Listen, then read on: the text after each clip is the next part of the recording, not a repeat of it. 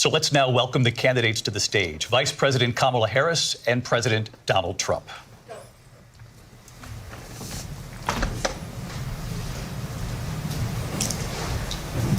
Kamala Harris. Let's have a good debate. Nice to see you. Have fun. Thank you. Welcome to you both. It's wonderful to have you. It's an honor to have you both here tonight. Good evening. We are looking forward to a spirited and thoughtful debate. So let's get started. I want to begin tonight with the issue that voters repeatedly say is their #1 issue, and that is the economy and the cost of living in this country. Vice President Harris, you and President Trump were elected 4 years ago, and your opponent on the stage here tonight often asks his supporters, are you better off than you were 4 years ago? When it comes to the economy, do you believe Americans are better off than they were 4 years ago? So I was raised as a middle-class kid, and I am actually the only person on this stage who has a plan that is about lifting up the middle class and working people of America. I believe in the ambition, the aspirations, the dreams of the American people. And that is why I imagine and have actually a plan to build what I call an opportunity economy. Because here's the thing. We know that we have a shortage of homes and housing, and the cost of housing is too expensive for far too many people. We know that young families need support to raise their children, and I intend on extending a tax cut for those families of $6,000, which is the largest child tax credit that we have given in a long time, so that those young families can afford to buy a crib, buy a car seat, buy clothes for their children. My passion, one of them, is small businesses. My mother raised my sister and me, but there was a woman who helped raise us. We call her our second mother. She was a small business owner. I love our small businesses. My plan is to give a $50,000 tax deduction to start up small businesses, knowing they are part of the backbone of America's economy. My opponent, on the other hand, his plan is to do what he has done before, which is to provide a tax cut for billionaires and big corporations, which will result in $5 trillion to America's deficit.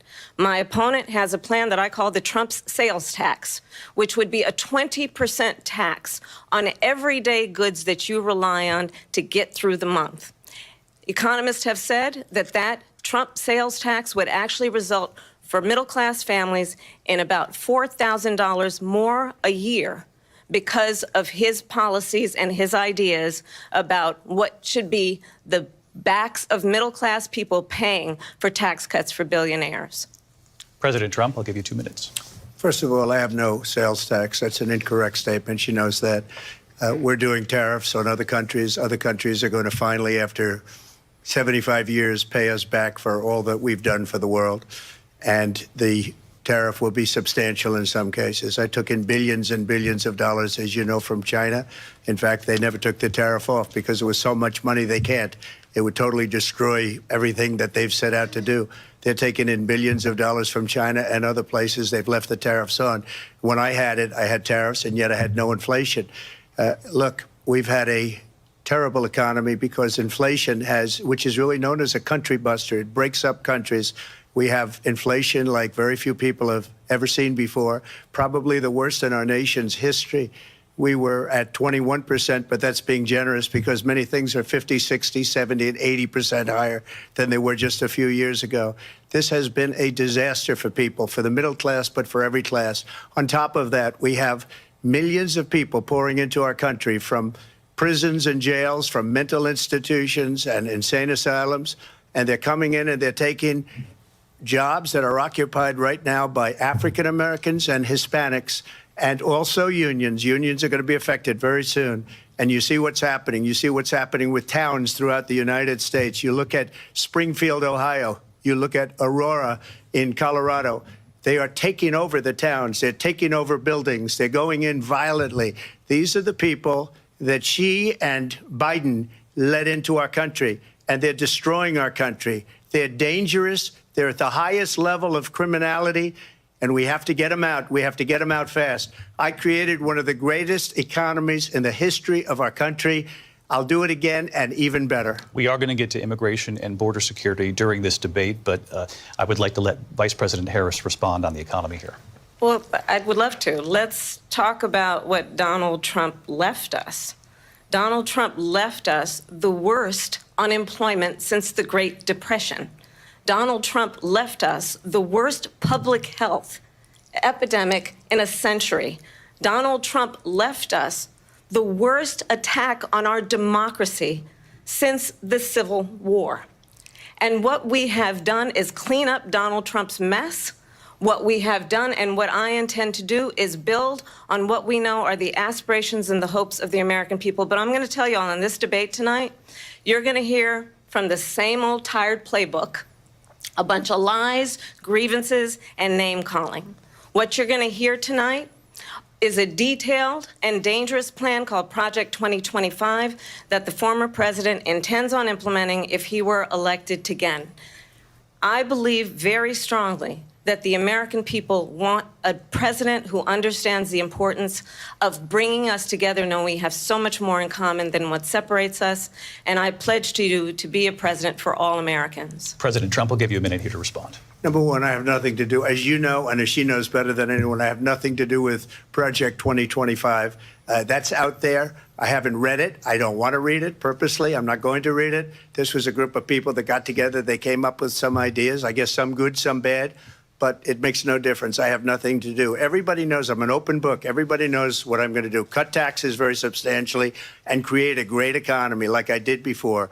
We had the greatest economy. We got hit with a pandemic. And the pandemic was not since 1917, where 100 million people died, has there been anything like it. We did a phenomenal job with the pandemic. We handed them over a country where the economy and where the stock market was higher than it was before the pandemic came in. Nobody's ever seen anything like it. We made ventilators for the entire world. We got gowns, we got masks, we did things that nobody thought possible. And people give me credit for rebuilding the military. They give me credit for a lot of things, but not enough credit for the great job we did with the pandemic. But the only jobs they got were bounce back jobs. These were jobs bounce back, and it bounced back and it went to their benefit. But I was the one that created them. They know it, and so does everybody else. Vice President Harris, I'll let you respond. So Donald Trump has no plan for you. And when you look at his economic plan, it's all about tax breaks for the richest people. I am offering what I describe as an opportunity economy, and the best economists in our country, if not the world, have reviewed our relative plans for the future of America. What Goldman Sachs has said is that Donald Trump's plan would make the economy worse. Mine would strengthen the economy. What the Wharton School has said is Donald Trump's plan would actually explode the deficit. 16 Nobel laureates have described his economic plan as something that would increase inflation and by the middle of next year would invite a recession. You just have to look at where we are and where we stand on the issues. And I'd invite you to know that Donald Trump actually has no plan for you because he is more interested in defending himself than he is in looking out for you. That's just a soundbite. They gave her that to say. Look, I went to the Wharton School of Finance, and many of those professors, the top professors, think my plan is a brilliant plan. It's a great plan. It's a plan that's going to bring up our worth, our value as a country. It's going to make people want to be able to go and work and create jobs and create a lot of good, solid money for our country. And just to finish off, she doesn't have a plan. She copied Biden's plan, and it's like 4 sentences, like run, spot, run. 4 sentences that are just, oh, we'll try and lower taxes. She doesn't have a plan. Take a look at her plan. She doesn't have a plan. Mr. President, I do want to drill down on something you both brought up. The Vice President brought up your tariffs. You responded, and let's drill down on this, because your plan is what she calls is essentially a national sales tax. Your proposal calls for tariffs, as you pointed out here, on foreign imports across the board. You recently said that you might double your plan, imposing tariffs up to 20% on goods coming into this country. As you know, many economists say that with tariffs at that level, costs are then passed on to the consumer. Vice President Harris has argued it'll mean higher prices on gas, food, clothing, medication, arguing it costs the typical family nearly $4,000 a year. Do you believe Americans can afford higher prices because of tariffs? They're not going to have higher prices. What's going to have and who's going to have higher prices is China and all of the countries that have been ripping us off for years. I was the only president ever. China was paying us hundreds of billions of dollars, and so were other countries, And, you know, if she doesn't like them, they should have gone out and they should have immediately cut the tariffs. But those tariffs are there 3.5 years now under their administration. We are going to take in billions of dollars, hundreds of billions of dollars. I had no inflation, virtually no inflation. They had the highest inflation perhaps in the history of our country, because I've never seen a worse period of time. People can't go out and buy cereal or bacon or eggs or anything else. The people of our country are absolutely dying with what they've done. They've destroyed the economy. And all you have to do is look at a poll. The polls say 80 and 85 and even 90% that the Trump economy was great, that their economy was terrible. Vice President Harris, I do want to ask for your response, and you heard what the president said there, because the Biden administration did keep a number of the Trump tariffs in place. So how do you respond? Well, let's be clear that the Trump administration resulted in a trade deficit, one of the highest we've ever seen in the history of America. He invited trade wars. You want to talk about his deal with China? What he ended up doing is, under Donald Trump's presidency, he ended up selling American chips to China to help them improve and modernize their military, basically sold us out, when a policy about China should be in making sure the United States of America wins the competition for the 21st century, which means focusing on the details of what that requires, focusing on relationships with our allies, focusing on investing in American-based technology so that we win the race on AI, on quantum computing, focusing on what we need to do to support America's workforce so that we don't end up having, on the short end of the stick, in terms of workers' rights. But what Donald Trump did, let's talk about this, with COVID, is he actually thanked President Xi for what he did during COVID. Look at his tweet. "Thank you, President Xi," exclamation point, when we know that Xi was responsible for lacking and not giving us transparency about the origins of COVID.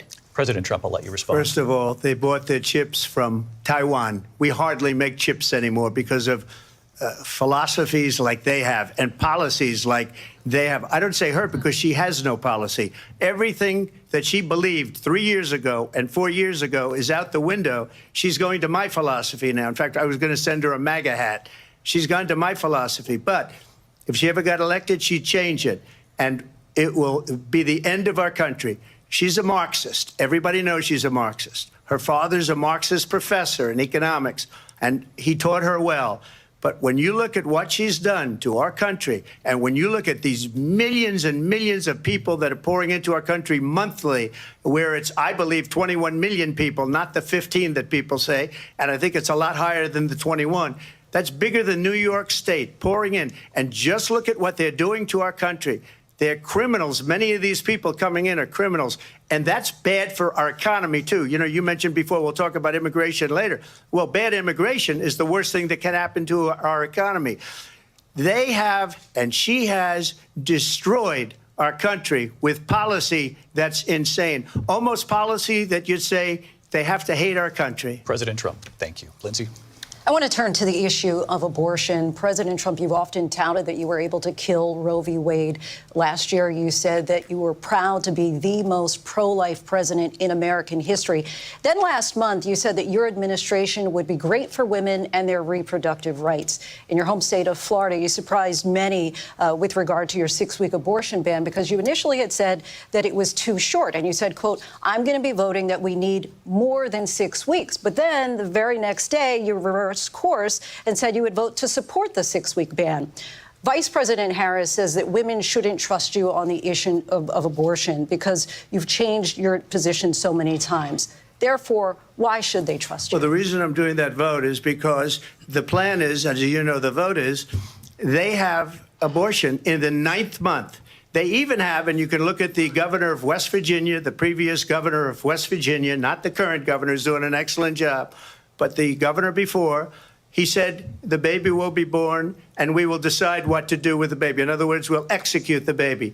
And that's why I did that, because that predominates, because they're radical. The Democrats are radical in that. And her vice presidential pick, which I think was a horrible pick, by the way, for our country, because he is really out of it.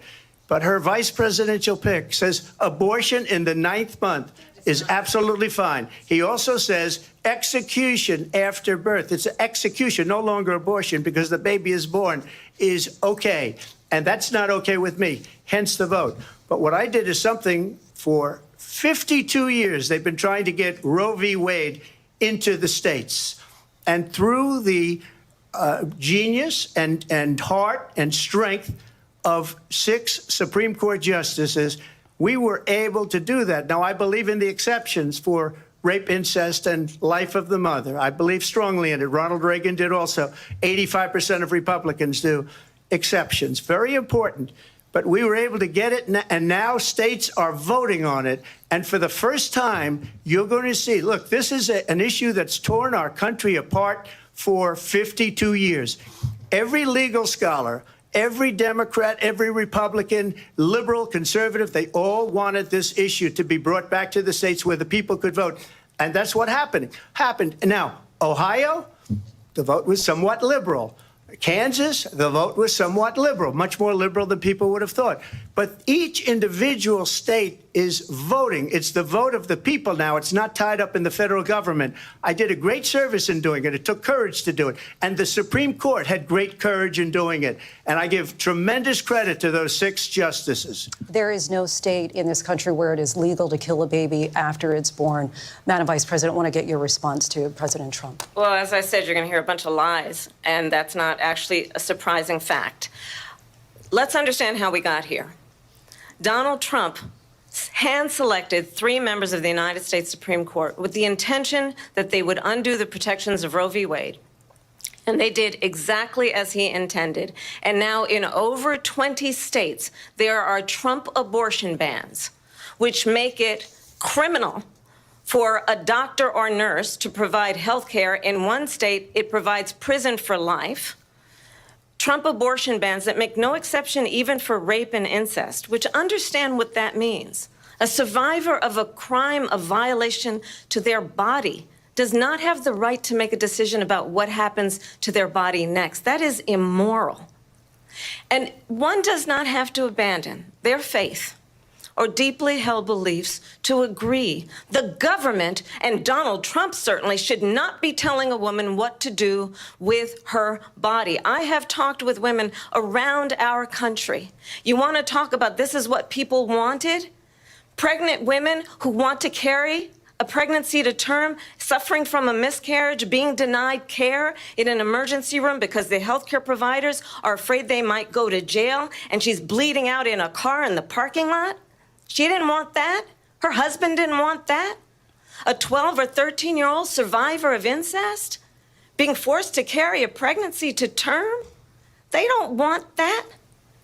And I pledge to you, when Congress passes a bill to put back in place the protections of Roe v. Wade, as President of the United States, I will proudly sign it into law. But understand, if Donald Trump were to be reelected, he will sign a national abortion ban. Understand, in his Project 2025, there would be a national abortion, a monitor that would be monitoring your pregnancies, your miscarriages.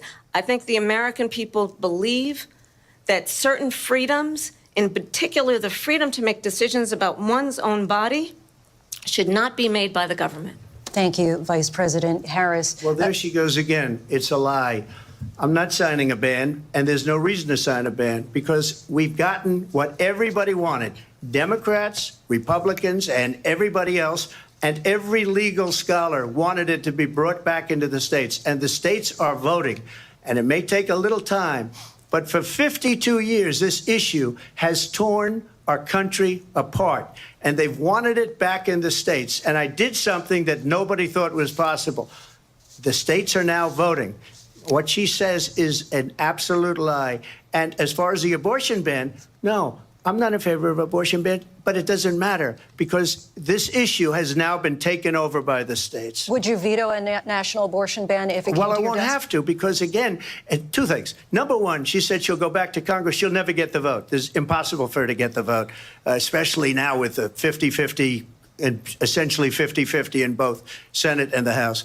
She's not going to get the vote. She can't get the vote. She won't even come close to it. So it's just talk. You know what it reminds me of? When they said they're going to get student loans terminated, and it ended up being a total catastrophe.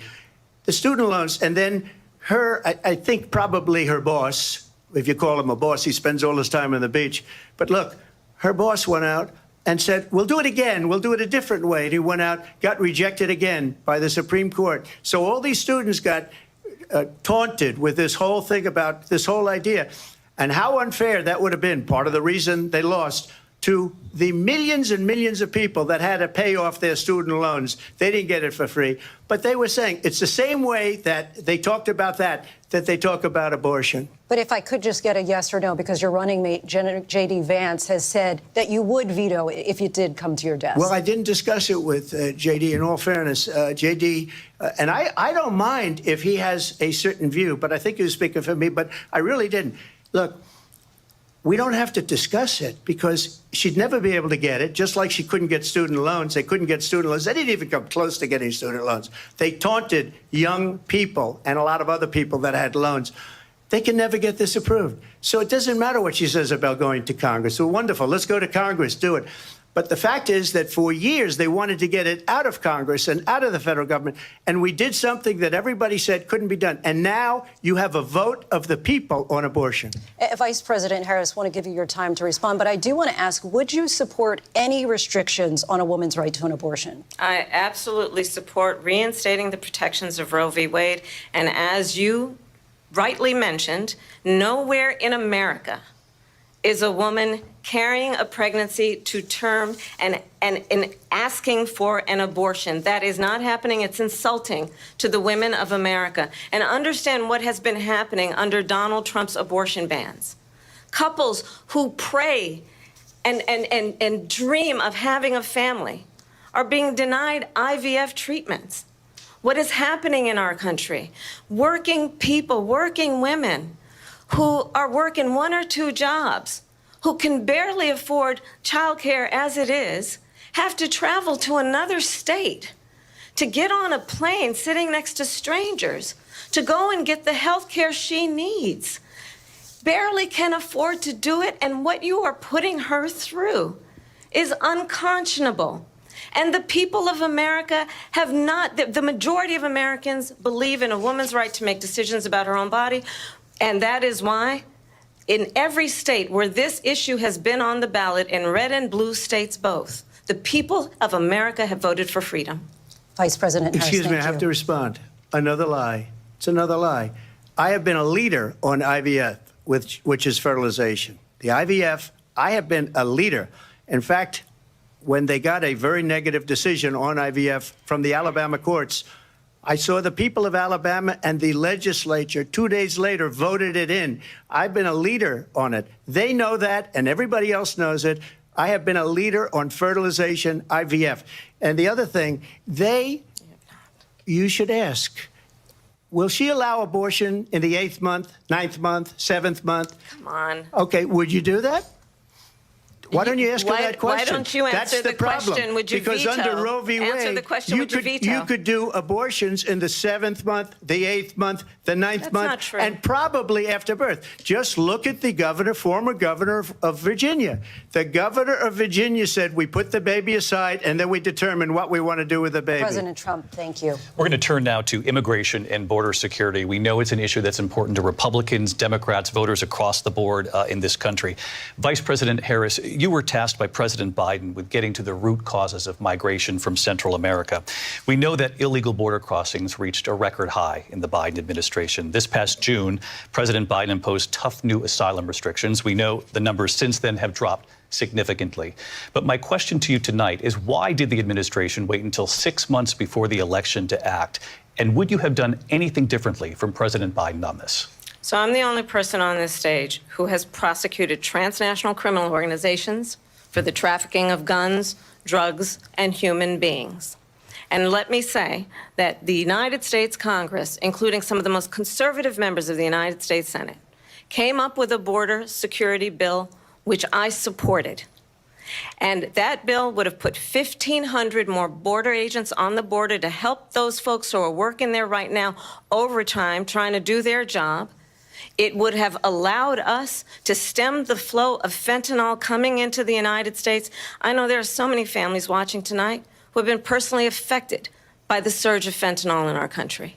That bill would have put more resources to allow us to prosecute transnational criminal organizations for trafficking in guns, drugs, and human beings. But you know what happened to that bill? Donald Trump got on the phone, called up some folks in Congress, and said, kill the bill. And you know why? Because he'd prefer to run on a problem instead of fixing a problem. And understand, this comes at a time where the people of our country actually need a leader who engages in solutions, who actually addresses the problems at hand. But what we have in the former president is someone who would prefer to run on a problem instead of fixing a problem. And I'll tell you something, he's going to talk about immigration a lot tonight, even when it's not the subject that is being raised. And I'm going to actually do something really unusual, and I'm going to invite you to attend one of Donald Trump's rallies, because it's a really interesting thing to watch. You will see during the course of his rallies, he talks about fictional characters like Hannibal Lecter.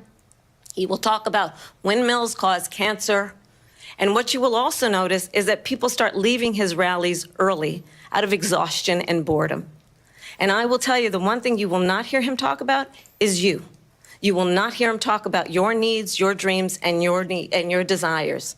And I'll tell you, I believe you deserve a president who actually puts you first, and I pledge to you that I will. Vice President Harris, thank you. President Trump, on that point, I want to get your response. Well, I would like to respond. Let me just ask, though, why did you try to kill that bill, and successfully so? That would have put thousands of additional agents and officers on the border. First, let me respond as to the Please. rallies.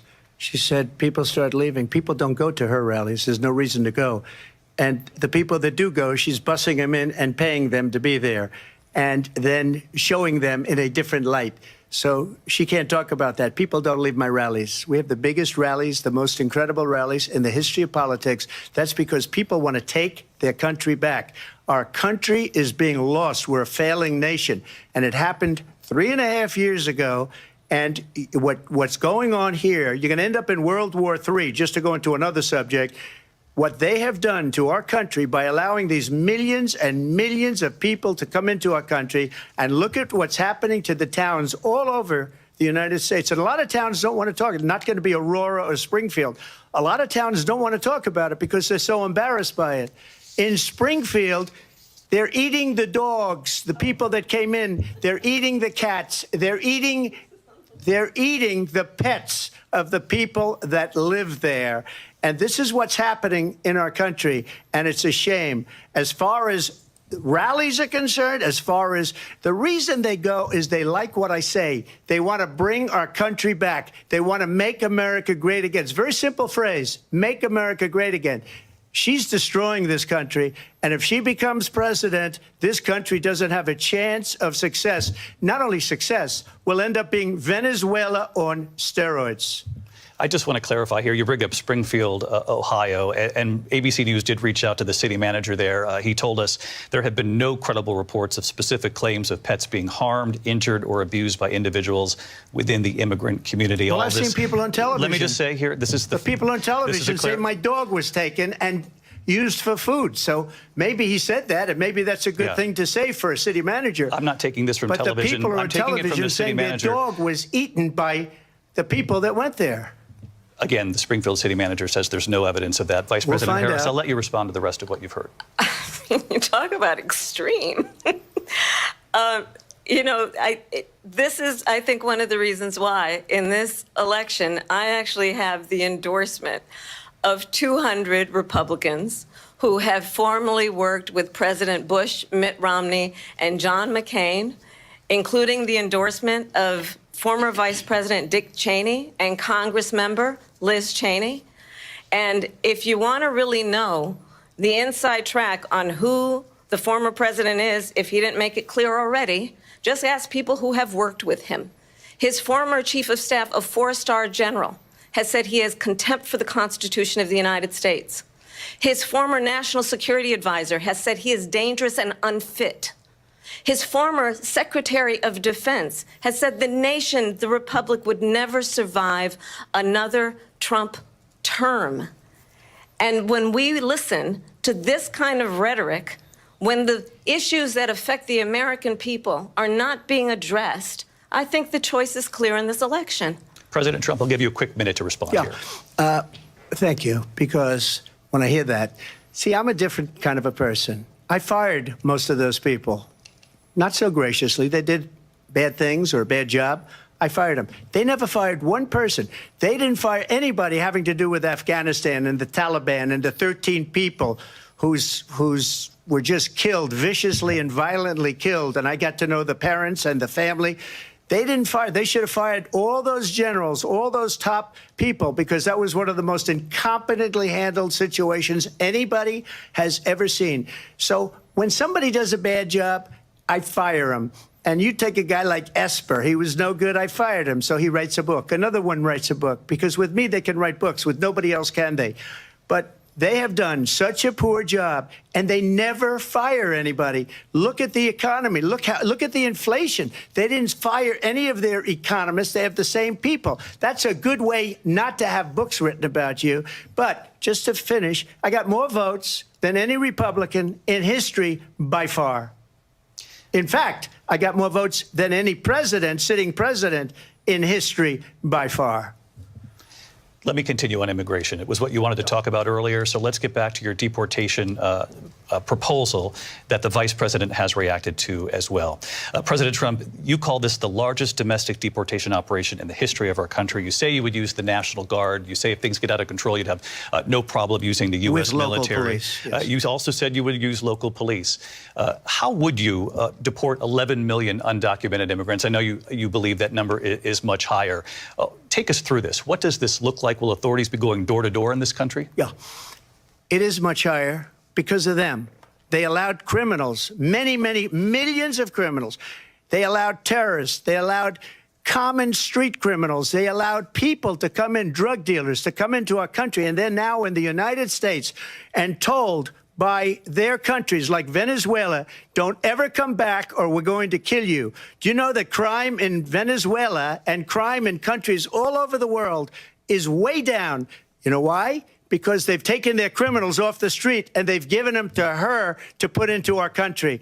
And this will be one of the greatest mistakes in history for them to allow. And I think they probably did it because they think they're going to get votes, but it's not worth it because they're destroying the fabric of our country by what they've done. There's never been anything done like this at all. They've destroyed the fabric of our country. Millions of people let in. And all over the world, crime is down. All over the world except here. Crime here is up and through the roof. Despite their fraudulent statements that they made, crime in this country is through the roof. And we have a new form of crime. It's called migrant crime. And it's happening at levels that nobody thought possible. President Trump, as you know, the FBI says overall violent crime is actually coming down in this country. But Vice Excuse me, President the Harris, FBI they were defrauding statements. They didn't include the worst cities. They didn't include the cities with the worst crime. It was a fraud, just like their number of 818,000 jobs that they said they created turned out to be a fraud. President Trump, thank you. I'll let you respond, Vice President Harris. Well, I think this is so rich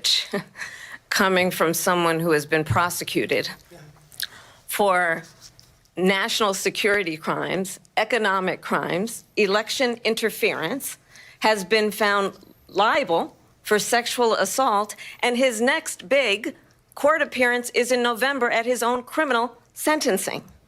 And let's be clear, where each person stands on the issue of what is important about respect for the rule of law and respect for law enforcement. The former vice president called for defunding federal law enforcement, 45,000 agents, get this, on the day after he was arraigned on 34 felony counts. So let's talk about what is important in this race. It is important that we move forward, that we turn the page on this same old tired rhetoric and address the needs of the American people, address what we need to do about the housing shortage, which I have a plan for, address what we must do to support our small businesses, address bringing down the price of groceries. But frankly, the American people are exhausted with this same old tired playbook. Vice President Harris, thank you. Excuse me. Every one of those cases was started by them against their political opponent. And I'm winning most of them, and I will win the rest on appeal. And you saw that with the decision that came down just recently from the Supreme Court. I'm winning most of them. But those are cases, it's called weaponization. Never happened in this country. They weaponized the Justice Department. Every one of those cases was involved with the DOJ, from Atlanta and Fani Willis to the Attorney General of New York and the DA in New York. Every one of those cases. And then they say, oh, he's a criminal. They're the ones that made them go after me. By the way, Joe Biden was found essentially guilty on the documents case. And what happened in my documents case? They said, oh, that's the toughest of them all. A complete and total victory. 2 months ago, it was thrown out. It's weaponization, and they used it, and it's never happened in this country. They used it to try and win an election. They're fake cases. President Trump, thank you. A really quick response here, Vice President Harris, on this notion of weaponization of the Justice Department. Well, let's talk about extreme and understand the context in which this election in 2024 is taking place. The United States Supreme Court recently ruled that the former president would essentially be immune from any misconduct if he were to enter the White House again. Understand, this is someone who has openly said he would terminate, I'm quoting, terminate the Constitution of the United States, that he would weaponize the Department of Justice against his political enemies. Someone who has openly expressed disdain for members of our military. Understand what it would mean if Donald Trump were back in the White House with no guardrails, because certainly we know now the court won't stop him. We know J.D. Vance is not going to stop him. It's up to the American people Vice President to stop Harris, him. Thank you. Lindsay? Vice President Harris, in your last run for president. This is the one that weaponized, not me. She weaponized. I probably took a bullet to the head because of the things that they say about me. They talk about democracy. I'm a threat to democracy. They're the threat to democracy with a fake Russia investigation We do have a lot that went nowhere. We have a lot to get to. Lindsay? Vice President Harris, in your last run for president, you said you wanted to ban fracking. Now you don't. You wanted mandatory government buyback programs for assault weapons. Now your campaign says you don't. You supported decriminalizing border crossings. Now you're taking a harder line. I know you say that your values have not changed. So then why have so many of your policy positions changed? So my values have not changed, and I'm going to discuss every one of the, at least every point that you've made. But in particular, let's talk about fracking, because we're here in Pennsylvania. I made that very clear in 2020. I will not ban fracking. I have not banned fracking as Vice President of the United States. And in fact, I was the tie-breaking vote on the Inflation Reduction Act, which opened new leases for fracking. My position is that we have got to invest in diverse sources of energy so we reduce our reliance on foreign oil. We have had the largest increase in domestic oil production in history because of an approach that recognizes that we cannot over-rely on foreign oil. As it relates to my values, let me tell you, I grew up a middle-class kid raised by a hardworking mother who worked and saved and was able to buy our first home when I was a teenager.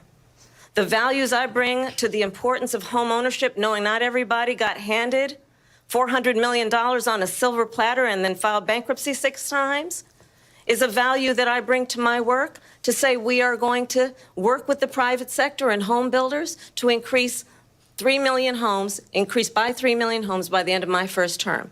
My work that is related to having a friend when I was in high school who was sexually assaulted by her stepfather.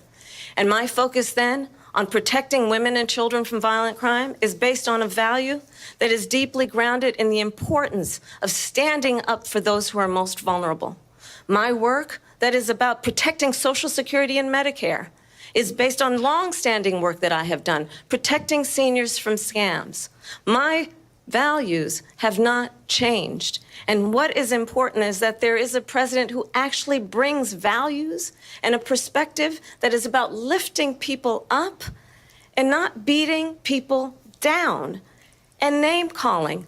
The true measure of the leader is the leader who actually understands the strength is not in beating people down, it's in lifting people up. I intend to be that president. President Trump, your response? Well, first of all, I wasn't given $400 million. I wish I was. My father was a Brooklyn builder, Brooklyn, Queens, and a great father, and I learned a lot from him. But I was given a fraction of that, a tiny fraction, and I built it into many, many billions of dollars, many, many billions. And when people see it, they are even surprised. So we don't have to talk about that. Fracking, she's been against it for 12 years. Defund the police, she's been against that forever. She gave all that stuff up very wrongly, very horribly, and everybody's laughing at it, okay? They're all laughing at it. She gave up at least 12 and probably 14 or 15 different policies. Like, she was big on defund the police. In Minnesota, she went out, wait a minute, I'm talking now, if you don't mind, please. Does that sound familiar? She went out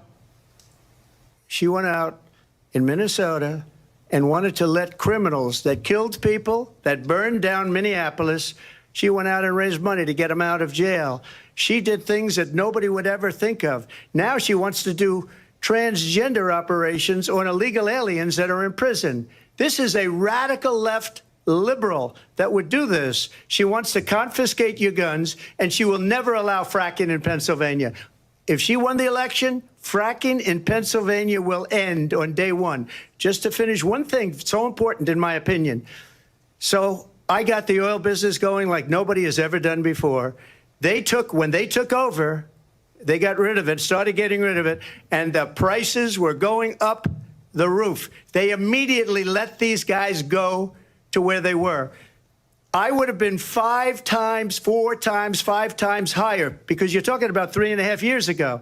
They got it up to where I was because they had no choice, because the prices of energy were quadrupling and doubling. You saw what happened to gasoline. So they said, let's go back to Trump. But if she won the election, the day after that election, they'll go back to destroying our country, and oil will be dead, fossil fuel will be dead, we'll go back to windmills, and we'll go back to solar, where they need a whole desert to get some energy to come out of. You ever see a solar plant? By the way, I'm a big fan of solar, but they take 400, 500 acres of desert President soil. Trump, we have a These lot of are not good issues things that we for the have to get to. environment, as We're she out of time. understands. Thank you. Lindsay, thank you. We have an election in just 56 days. And I want to talk about the peaceful transfer of power, which, of course, we all know is a cornerstone of our democracy, and the role of a president in a moment of crisis. Mr. President, on January 6th, you told your supporters to march to the Capitol. You said you would be right there with them. The country and the world saw what played out at the Capitol that day, the officers coming under attack. Aides in the West Wing say you watched it unfold on television off the Oval Office. You did send out tweets, but it was more than 2 hours before you sent out that video message telling your supporters to go home. Is there anything you regret about what you did on that day? You just said a thing that isn't covered. Peacefully and patriotically, I said during my speech, not later on. Peacefully and patriotically. And nobody on the other side was killed. Ashley Babbitt was shot by an out-of-control police officer that should have never, ever shot her. It's a disgrace. But we didn't do this group of people that have been treated so badly. I ask, what about all the people that are pouring into our country and killing people that she allowed to pour in? She was the border czar. Remember that. She was the border czar. She doesn't want to be called the border czar because she's embarrassed by the border. In fact, she said at the beginning, oh, I'm surprised you're not talking about the border yet. That's because she knows what a bad job they've done. What about those people? When are they going to be prosecuted? When are these people from countries all over the world, not just South America? They're coming in from all over the world, David, all over the world. And crime rates are down all over the world because of it. But let me just ask you, David, when are those people going to be prosecuted? When are the people that burned down Minneapolis going to be prosecuted? Or in Seattle? They went into Seattle. They took over a big percentage of the city of Seattle. When are those people going to be prosecuted? But let me just ask you. You might ask her that question. You were the president. You were watching it unfold on television. It's a very simple question as we move forward toward another election. Is there anything you regret about what you did on that day? Yes or no? I had nothing to do with that other than they asked me to make a speech. I showed up for a speech. I said, I think it's going to be big. I went to Nancy Pelosi and the mayor of Washington, D.C., and the mayor put it back in writing, as you know. I said, you know, this is going to be a very big rally or whatever you want to call it. And again, it wasn't done by me. It was done by others. I said, I'd like to give you 10,000 National Guard or soldiers They rejected me. Nancy Pelosi rejected me. It was just 2 weeks ago. Her daughter has a tape of her saying she is fully responsible for what happened. They want to get rid of that tape. It would have never happened if Nancy Pelosi and the mayor of Washington did their jobs. I wasn't responsible for security. Nancy Pelosi was responsible. She didn't do her job. The question was about you as president, not about former Speaker Pelosi. But I do want Vice President Harris to respond here. I was at the Capitol on January 6th. I was the vice president-elect. I was also an acting senator. I was there. And on that day, the President of the United States incited a violent mob to attack our nation's capital, to desecrate our nation's capital. On that day, 140 law enforcement officers were injured, and some died. And understand, the former president has been indicted and impeached for exactly that reason. But this is not an isolated situation. Let's remember Charlottesville, where there was a mob of people carrying tiki torches, spewing anti-Semitic hate. And what did the president then at the time say? There were fine people on each side. Let's remember that when it came to the Proud Boys, a militia, the president said, the former president said, stand back and stand by.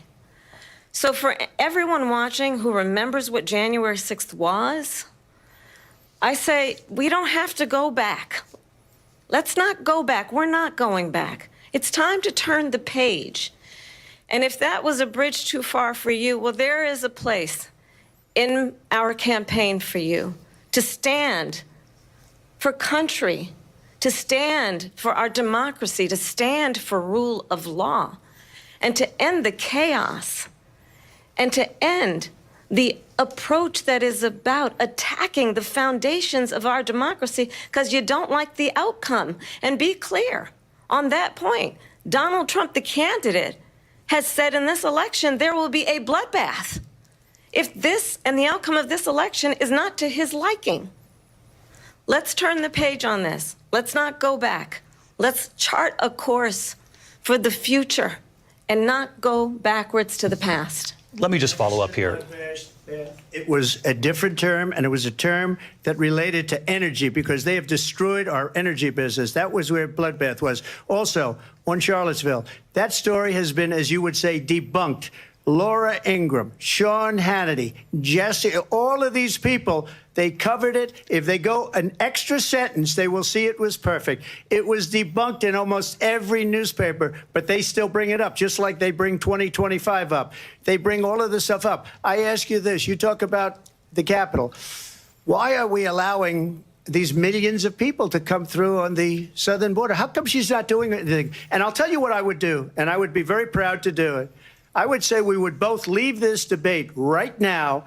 I'd like to see her go down to Washington, D.C. during this debate because we're wasting a lot of time. Go down to, because she's been so bad, it's so ridiculous.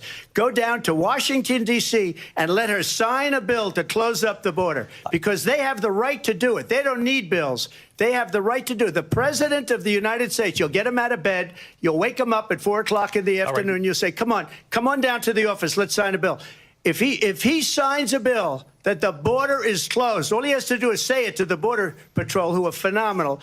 If they do that, the border is closed. Mr. Those President, people are killing many people, unlike J6. We talked immigration here tonight. I do want to focus on this next issue to both of you because it really brings us this into focus, truth in these times that we're living in. Mr. President, for 3.5 years after you lost the 2020 election, you repeatedly falsely claimed that you won, many times saying you won in a landslide. In the past couple of weeks leading up to this debate, you have said, quote, you lost by a whisker, that you, quote, didn't quite make it, that you came up a little bit short.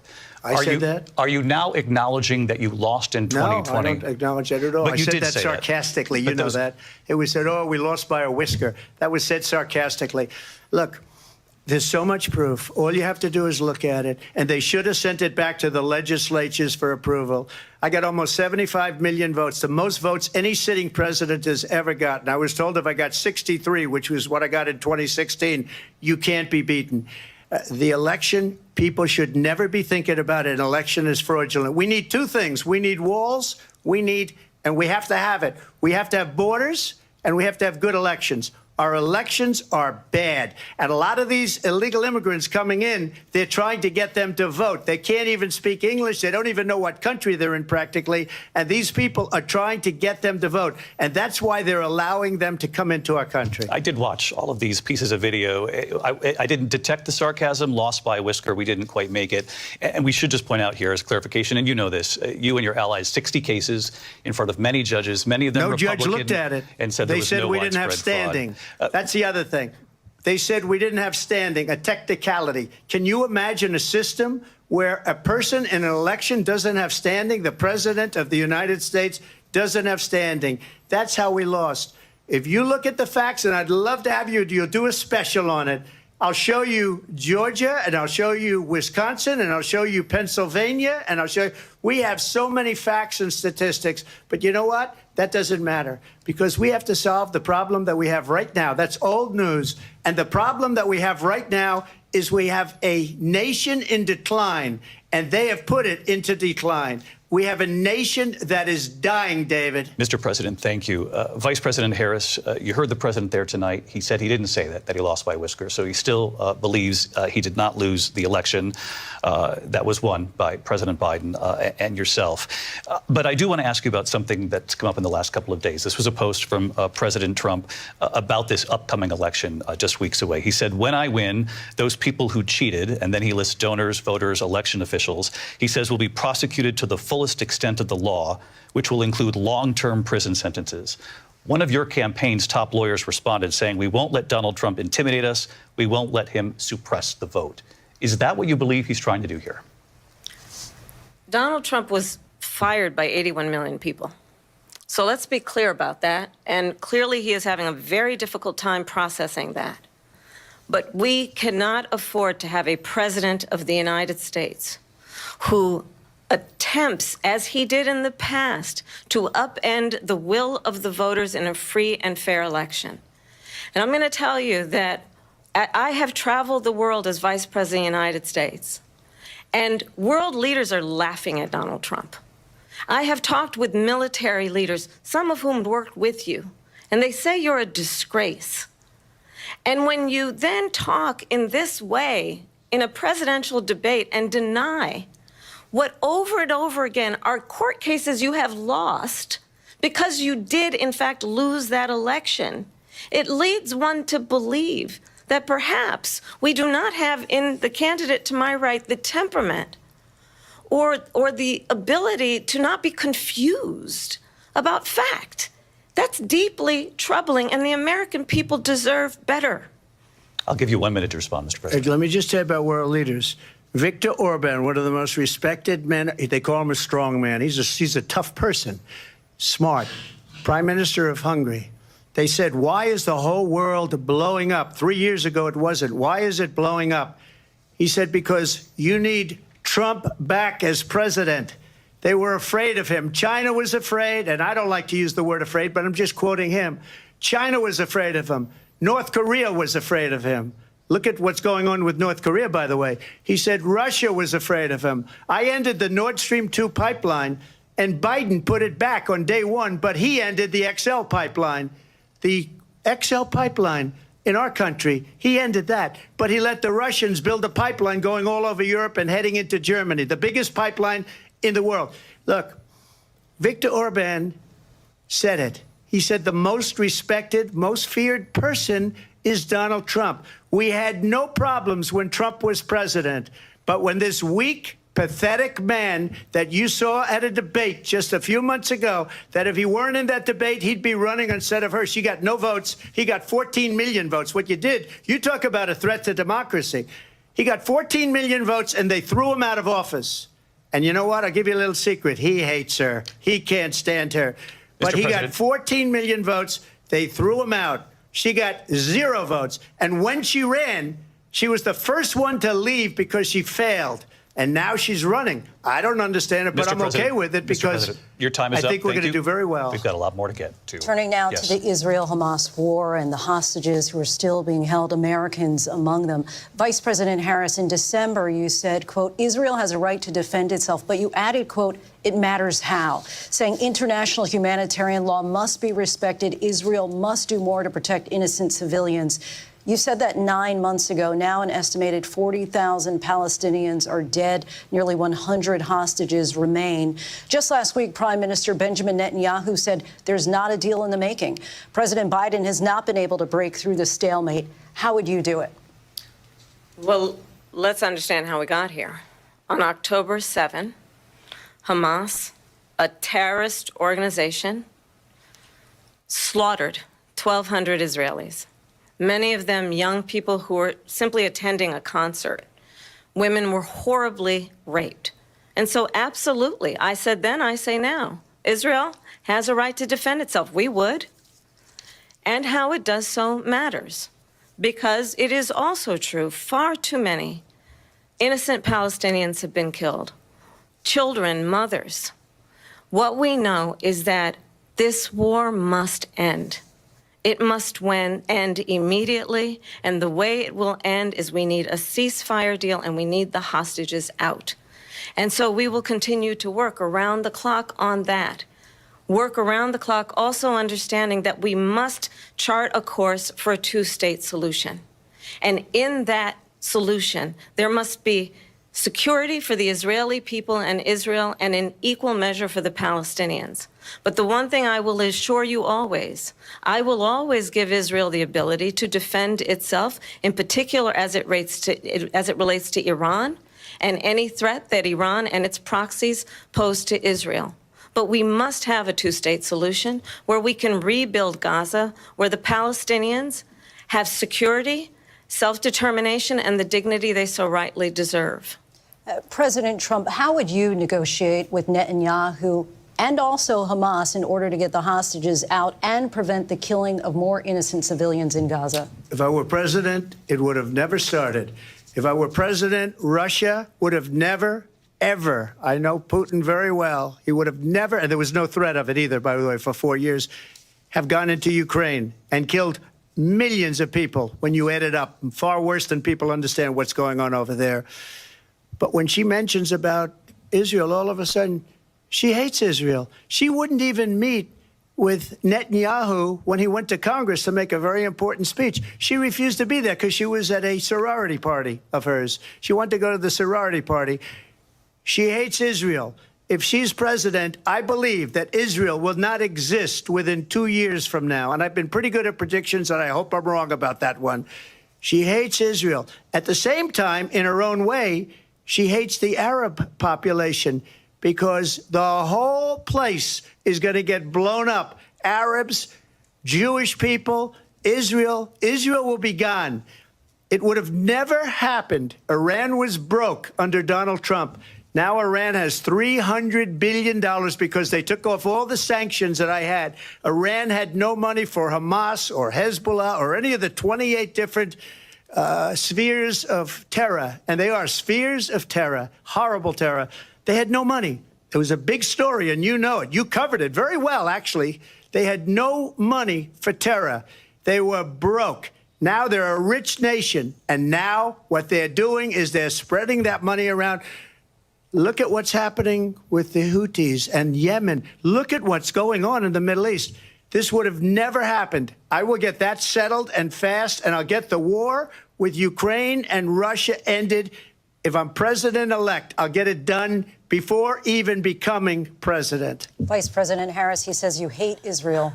That's absolutely not true. I have my entire career and life supported Israel and the Israeli people. He knows that.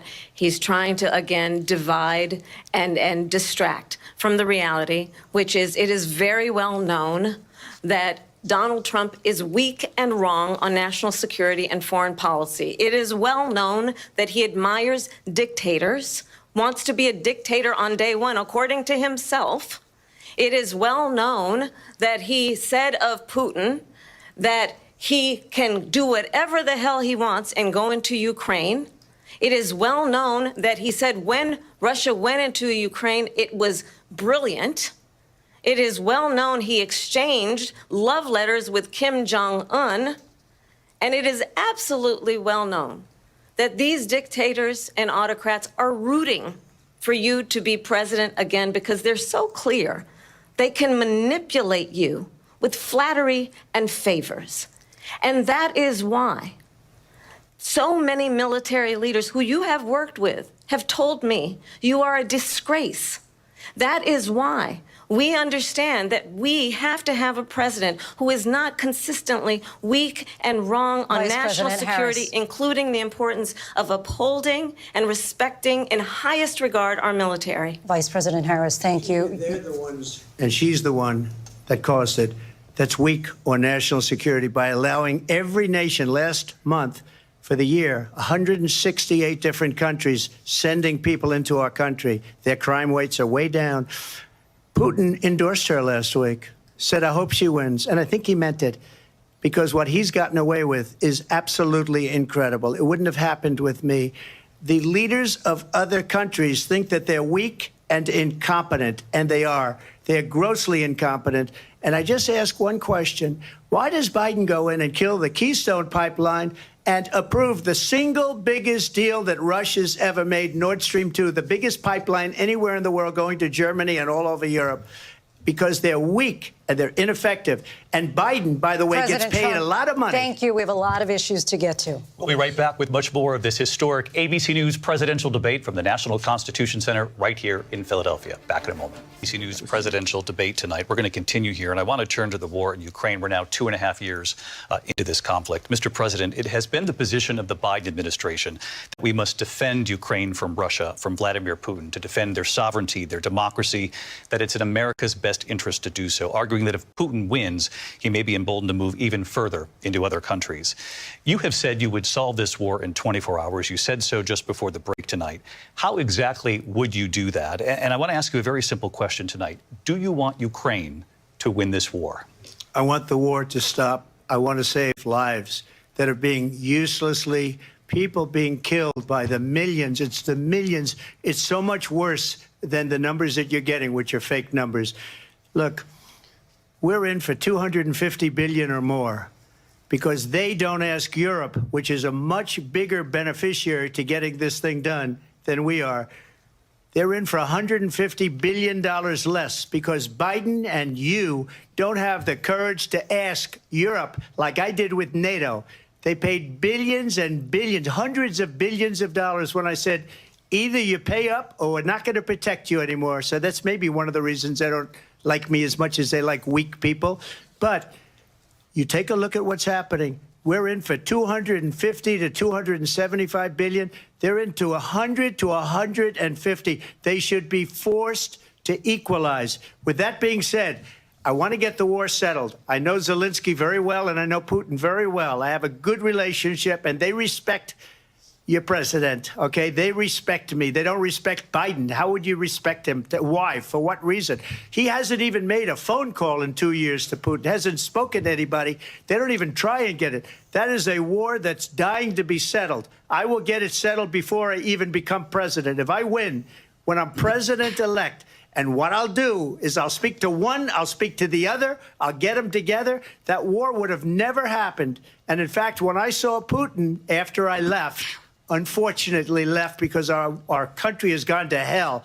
But after I left, when I saw him building up soldiers, he did it after I left, I said, oh, he must be negotiating. It must be a good, strong point of negotiation. Well, it wasn't, because Biden had no idea how to talk to him. He had no idea how to stop it. And now you have millions of people dead, and it's only getting worse, and it could lead to World War III. Don't kid yourself, David. We're playing with World War III, and we have a president that we don't even know if he's... Where is our president? We don't even know if he's a president. And just to clarify they here... threw him out of a campaign like a dog. We don't even know. Is he our president? But we have a president, Mr. President, that doesn't know he's alive. Your time is up. Just to clarify in the question, do you believe it's in the U.S. best interests for Ukraine to win this war, yes or no? I think it's the U.S. best interest to get this war finished and just get it done. All right. Negotiate a deal, because we have to stop all of these human lives from being destroyed. I want to take this to Vice President Harris. I want to get your thoughts on support for Ukraine in this moment, but also as Commander-in-Chief, if elected, how would you deal with Vladimir Putin, and would it be any different from what we're seeing from President Biden? Well, first of all, it's important to remind the former president you're not running against Joe Biden, you're running against me. I believe the reason that Donald Trump says that this war would be over within 24 hours is because he would just give it up. And that's not who we are as Americans. Let's understand what happened here. I actually met with Zelensky a few days before Russia invaded, tried through force to change territorial boundaries, to defy one of the most important international rules and norms, which is the importance of sovereignty and territorial integrity. And I met with President Zelensky. I shared with him American intelligence about how he could defend himself. Days later, I went to NATO's eastern flank, to Poland and Romania. And through the work that I and others did, we brought 50 countries together to support Ukraine in its righteous defense. And because of our support, because of the air defense, the ammunition, the artillery, the javelins, the Abrams tanks that we have provided, Ukraine stands as an independent and free country. If Donald Trump were president, Putin would be sitting in Kyiv right now. And understand what that would mean, because Putin's agenda is not just about Ukraine. Understand why the European allies and our NATO allies are so thankful that you are no longer president, and that we understand the importance of the greatest military alliance the world has ever known, which is NATO, and what we have done to preserve the ability of Zelensky and the Ukrainians to fight for their independence. Otherwise, Putin would be sitting in Kyiv with his eyes on the rest of Europe, starting with Poland. And why don't you tell the 800,000 Polish Americans right here in Pennsylvania how quickly you would give up for the sake of favor and what you think is a friendship with what is known to be a dictator who would eat you for lunch. Vice President Harris, thank you. We've heard from both of you on Ukraine tonight. Afghanistan came up in the last hour. I wanted her to respond to something you said earlier, and please, I'll give you a minute here. Putin would be sitting in Moscow, and he wouldn't have lost 300,000 men and women, but he would have been sitting in Moscow. Quiet, please. He would have been sitting in Moscow, much happier than he is right now. But eventually, you know, he's got a thing that other people don't have. He's got nuclear weapons. They don't ever talk about that. He's got nuclear weapons. Nobody ever thinks about that. And eventually, maybe he'll use them, and maybe he hasn't been that threatening. But he does have that, something we don't even like to talk about. Nobody likes to talk about it. But just so you understand, they sent her to negotiate peace before this war started. 3 days later, he went in and he started the war because everything they said was weak and stupid. They said the wrong things. That war should have never started. She was the emissary. They sent her in to negotiate with Zelensky and Putin, and she did. And the war started 3 days later. And that's the kind of talent we have with her. She's worse than Biden. In my opinion, I think he's the worst president in the history of our country. She goes down as the worst vice president in the history of our country. But let me tell you something. She is a horrible negotiator. They sent her in to negotiate. As soon as they left, Putin did the invasion. President Trump, thank you. You did bring up something. You said she went to negotiate with Vladimir Putin. Vice President Harris, have you ever met Vladimir Putin? Can you clarify tonight? Yet again, I said it at the beginning of this debate, you're going to hear a bunch of lies coming from this fellow. And that is another one. When I went to meet with President Zelensky, I've now met with him over 5 times. The reality is it has been about standing as America always should, as a leader upholding international rules and norms, as a leader who shows strength, understanding that the alliances we have around the world are dependent on our ability to look out for our friends and not favor our enemies because you adore strongmen instead of caring about democracy. And that is very much what is at stake here. The President of the United States is Commander-in-Chief. And the American people have a right to rely on a president who understands the significance of America's role and responsibility in terms of ensuring that there is stability and ensuring we stand up for our principles and not sell them for the benefit of personal flattery. We've talked about Ukraine and Vladimir Putin. I do want to talk about Afghanistan. It came up in the first hour of this debate. I want to move on to Afghanistan. Stoltenberg said Trump did the most amazing thing I've ever seen. He got these countries, the 28 countries at the time, to pay up. He said, I've never seen. He's the head of NATO. He said, I've never seen. For years, we were paying almost all of NATO. We were being ripped off by European nations, both on trade and on NATO. I got them to pay up by saying one of the statements you made before, if you don't pay, we're not going to protect you. Otherwise, we would have never gotten it. He said it was one of the most incredible jobs that he's ever seen done. Thank you. I want to turn to Afghanistan. It came up in the first hour of the debate, and we witnessed a poignant moment today on Capitol Hill, honoring the soldiers who died in the chaotic withdrawal from Afghanistan. I do want to ask the Vice President, do you believe you bear any responsibility in the way that withdrawal played out?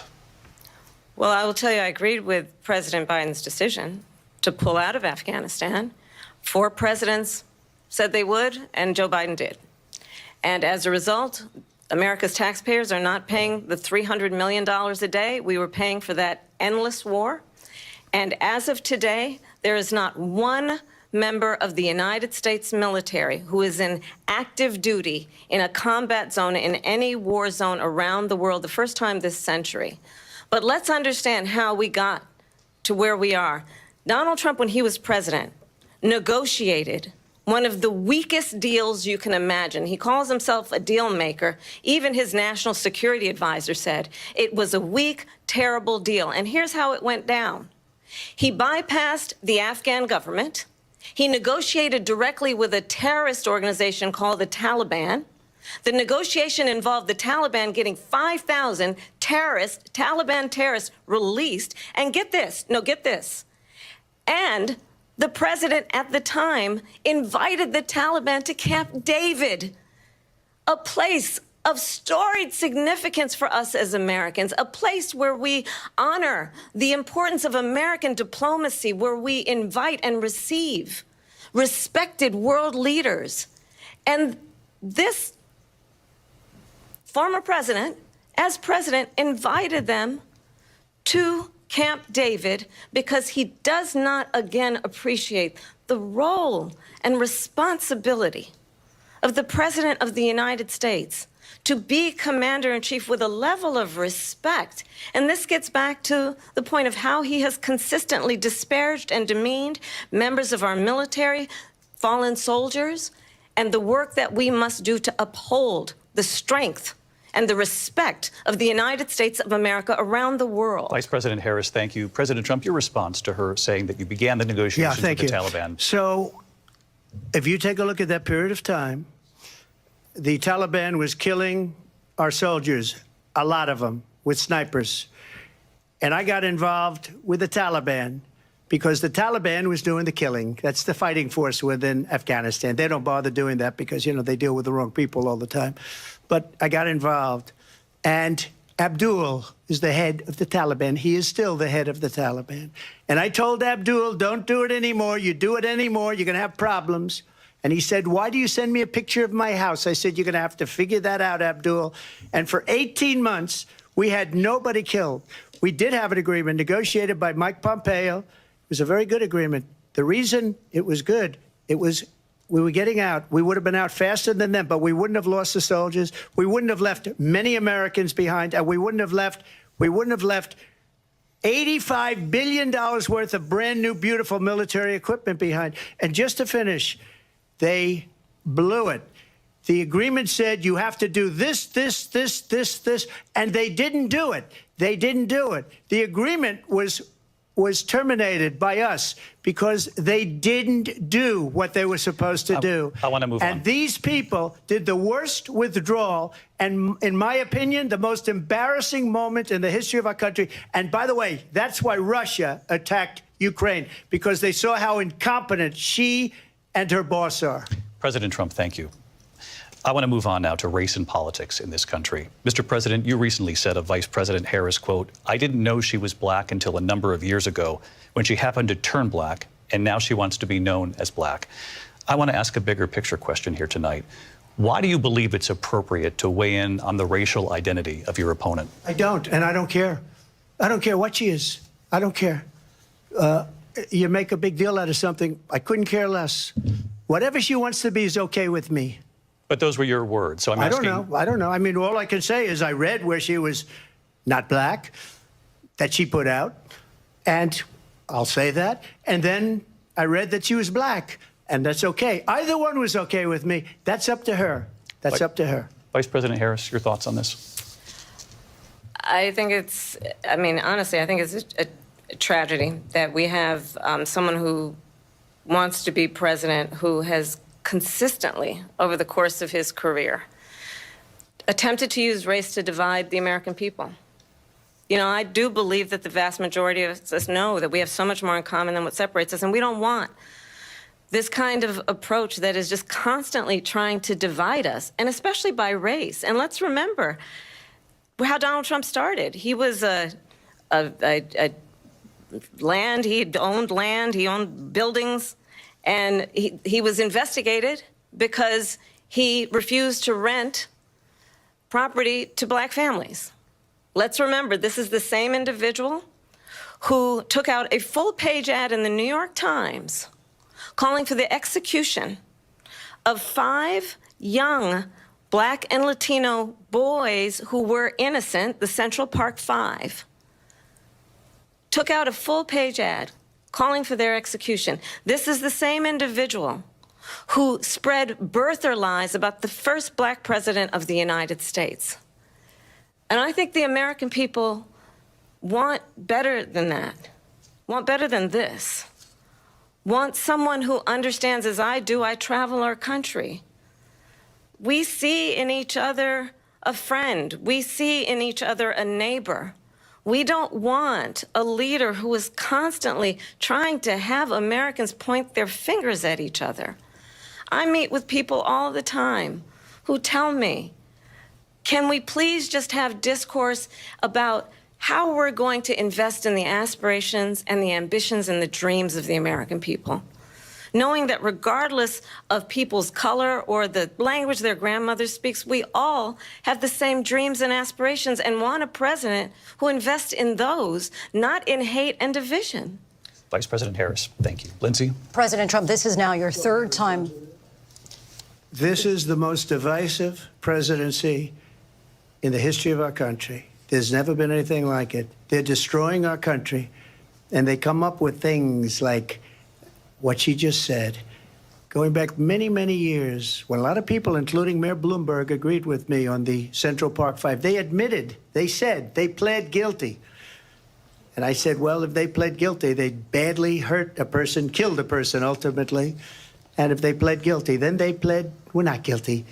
But this is a person that has to stretch back years, 40, 50 years ago, because there's nothing now. I built one of the greatest economies in the history of the world, and I'm going to build it again. It's going to be bigger, better, and stronger.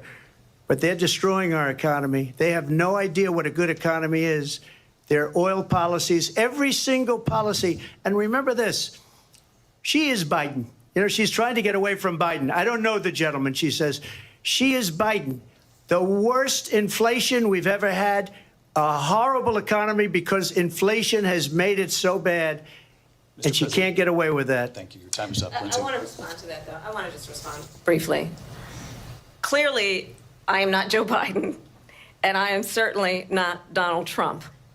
And what I do offer is a new generation of leadership for our country, one who believes in what is possible, one who brings a sense of optimism about what we can do instead of always disparaging the American people.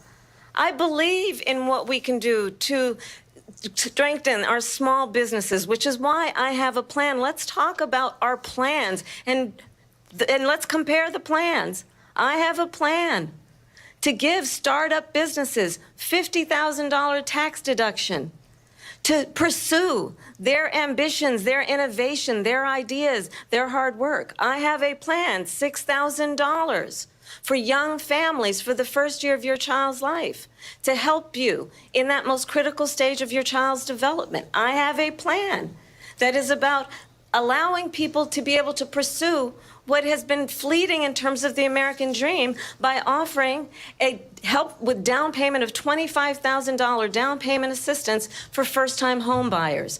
That's the kind of conversation, I believe, David, that people really want tonight, as opposed to a conversation that is constantly about belittling and name-calling.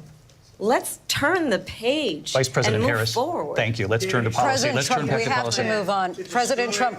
Let's turn to policy, She has please. a plan to defund the police. She has a plan to confiscate everybody's gun. President Trump, she we has do a have to plan move on to not other allow issues. fracking in Pennsylvania or anywhere else. Okay. Thank That's you, what her President. plan is until just recently. I just need Lindsey, to go ahead. respond President because Trump, no, the President former Trump. president has No, said I'm something sorry. twice that I need to No, respond to. I'm sorry. We're I just going need to move respond on, Vice one President time Harris. to what he has President said Trump, this is multiple now times. your Yes. third time running for president. You have long vowed to repeal and replace the Affordable Care Act, also known as Obamacare. You have failed to accomplish that. You now say you're going to keep Obamacare, quote, unless we can do something much better. Correct. Last month, you said, quote, we're working on it. So tonight, 9 years after you first started running, do you have a plan, and can you tell us what it is? Obamacare was lousy health care, always was. It's not very good today.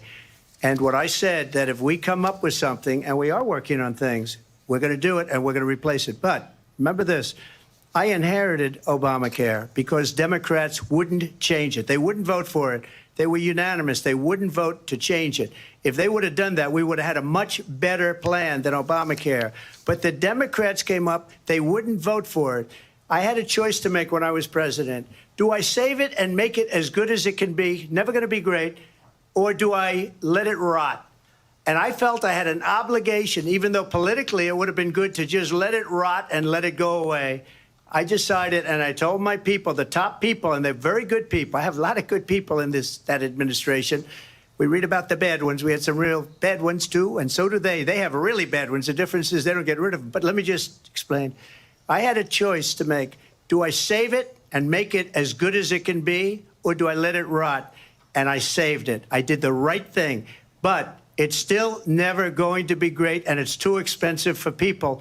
And what we will do is we're looking at different plans. If we can come up with a plan that's going to cost our people, our population, less money and be better health care than Obamacare, then I would absolutely do it. But until then, I'd run it as good as it can be run. So just a yes or no, you still do not have a plan? I have concepts of a plan. I'm not president right now.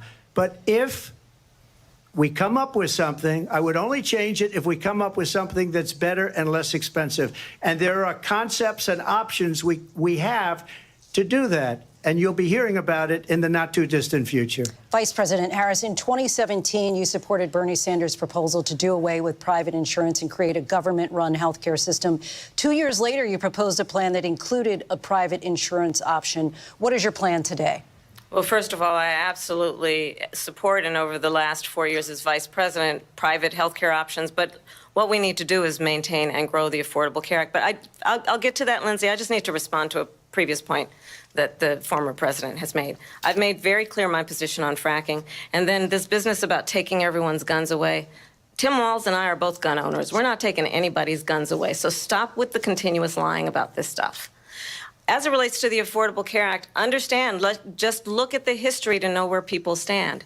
When Donald Trump was president, 60 times he tried to get rid of the Affordable Care Act. 60 times. I was a senator at the time when I will never forget the early morning hours when it was up for a vote in the United States Senate. And the late, great John McCain, who you have disparaged as being, you don't like him, you said, at the time because he got caught. He was an American hero. The late, great John McCain, I will never forget that night, walked onto the Senate floor and said, no, you don't. No, you don't. No, you don't get rid of the Affordable Care Act. You have no plan. And what the Affordable Care Act has done is eliminate the ability of insurance companies to deny people with pre-existing conditions. I don't have to tell the people watching tonight, you remember what that was like? Remember when an insurance company could deny if a child had asthma, if someone was a breast cancer survivor, if a grandparent had diabetes? And thankfully, as I've been vice president, and we, over the last 4 years, have strengthened the Affordable Care Act, we have allowed for the first time Medicare to negotiate drug prices on behalf of you, the American people. Donald Trump said he was going to allow Medicare to negotiate drug prices. He never did. We did. And now we have capped the cost of insulin at $35 a month. Since I've been vice president, we have capped the cost of prescription medication for seniors at $2,000 a year. And when I am president, we will do that for all people, understanding that the value I bring to this is that access to health care should be a right and not just a privilege of those who can afford it. And the plan has to be to strengthen the Affordable Care Act, not get rid of it. Vice Past President prologue Harris, thank in terms you. of where Donald Trump stands on that. I want to move to an issue that's important for a lot She made a mistake. Number one, John McCain fought Obamacare for 10 years. But it wasn't only him. It were all of the Democrats that kept it going. And you know what? We can do much better than Obamacare, much less money. But she won't improve private insurance for people, private medical insurance. That's another thing she doesn't want to give. People are paying privately for insurance that have worked hard and made money, and they want to have private. She wants everybody to be on government insurance where you wait 6 months for an operation that you need immediately. President Trump, thank you. We have another issue that we'd like to get to that's important for a number of Americans, in particular younger voters, and that's climate change. President Trump, with regard to the environment, you say that we have to have clean air and clean water. Vice President Harris, you call climate change an existential threat. The question to you both tonight is, what would you do to fight climate change? And Vice President Harris, we'll start with you. 1 minute for you each. Well, the former president had said that climate change is a hoax. And what we know is that it is very real. You ask anyone who lives in a state who has experienced these extreme weather occurrences, who now is either being denied home insurance or it's being jacked up. You ask anybody who has been the victim of what that means in terms of losing their home, having nowhere to go. We know that we can actually deal with this issue. The young people of America care deeply about this issue. And I am proud that as vice president over the last 4 years, we have invested $1 trillion in a clean energy economy, while we have also increased domestic gas production to historic levels. We have created over 800,000 new manufacturing jobs while I have been vice president. We have invested in clean energy to the point that we are opening up factories around the world. Donald Trump said he was going to create manufacturing jobs. He lost manufacturing jobs. And I'm also proud to have the endorsement of the United Auto Workers and Sean Fain, who also know that part of building a clean energy economy includes investing in American-made products, American automobiles. It includes growing what we can do around American manufacturing and opening up auto plants, not closing them like happened under Donald Trump. Vice President Harris, thank you. That didn't happen under Donald Trump. Let me just tell you, they lost 10,000 manufacturing jobs this last month. It's going, they're all leaving. They're building big auto plants in Mexico, in many cases owned by China. They're building these massive plants, and they think they're going to sell their cars into the United States because of these people. What they have given to China is unbelievable. But we're not going to let that. We'll put tariffs on those cars so they can't come into our country, because they will kill the United Auto Workers and any auto worker, whether it's in Detroit or South Carolina or any other place. What they've done to business and manufacturing in this country is horrible.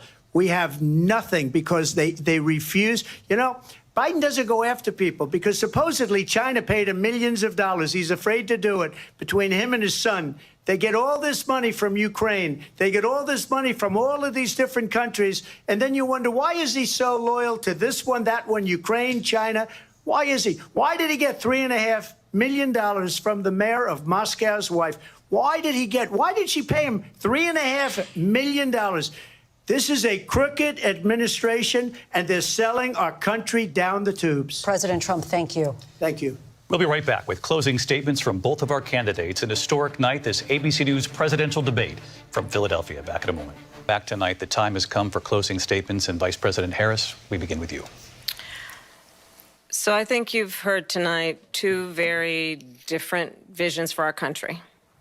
One that is focused on the future, and the other that is focused on the past, and an attempt to take us backward. but we're not going back. And I do believe that the American people know we all have so much more in common than what separates us. And we can chart a new way forward. And a vision of that includes having a plan, understanding the aspirations, the dreams, the hopes, the ambition of the American people, which is why I intend to create an opportunity economy, investing in small businesses, in new families, in what we can do around protecting seniors, what we can do that is about giving hardworking folks a break and bringing down the cost of living. I believe in what we can do together that is about sustaining America's standing in the world and ensuring that we have the respect that we so rightly deserve, including respecting our military and ensuring we have the most lethal fighting force in the world. I will be a president that will protect our fundamental rights and freedoms, including the right of a woman to make decisions about her own body and not have her government tell her what to do. I'll tell you, I started my career as a prosecutor. I was a DA, I was an attorney general, a United States senator, and now vice president. I've only had one client, the people. And I'll tell you, as a prosecutor, I never asked a victim or a witness, are you a Republican or a Democrat? The only thing I ever asked them, are you okay? And that's the kind of president we need right now. Someone who cares about you and is not putting themselves first. I intend to be a president for all Americans and focus on what we can do over the next 10 and 20 years to build back up our country by investing right now in you, the American people. Vice President Harris, thank you. President Trump? So she just started by saying she's going to do this, she's going to do that, she's going to do all these wonderful things. Why hasn't she done it? She's been there for 3.5 years. They've had 3.5 years to fix the border. They've had 3.5 years to create jobs and all the things we talked about. Why hasn't she done it? She should leave right now, go down to that beautiful White House, go to the Capitol, get everyone together and do the things you want to do, but you haven't done it and you won't do it because you believe in things that the American people don't believe in. You believe in things like we're not going to frack. We're not going to take fossil fuel. We're not going to do things that are going to make this country strong, whether you like it or not. Germany tried that, and within 1 year, they were back to building normal energy plants. We're not ready for it. We can't sacrifice our country for the sake of bad vision. But I just ask one simple question. Why didn't she do it? We're a failing nation. We're a nation that's in serious decline. We're being laughed at all over the world. All over the world, they're laughed. I know the leaders very well. They're coming to see me. They call me. We're laughed at all over the world. They don't understand what happened to us as a nation. We're not a leader. We don't have any idea what's going on. We have wars going on in the Middle East. We have wars going on with Russia and Ukraine. We're going to end up in a third world war, and it'll be a war like no other because of nuclear weapons, the power of weaponry. I rebuilt our entire military. She gave a lot of it away to the Taliban. She gave it to Afghanistan. What these people have done to our country, and maybe toughest of all, is allowing millions of people to come into our country. Many of them are criminals, and they're destroying our country. The worst president, the worst vice president in the history of our country. President Trump, thank you. And that is our ABC News presidential debate from here in Philadelphia at the National Constitution Center. I'm Lindsay Davis. And I'm David Muir. Thank you for watching here in the U.S. and all over the world, and from all of us here at ABC.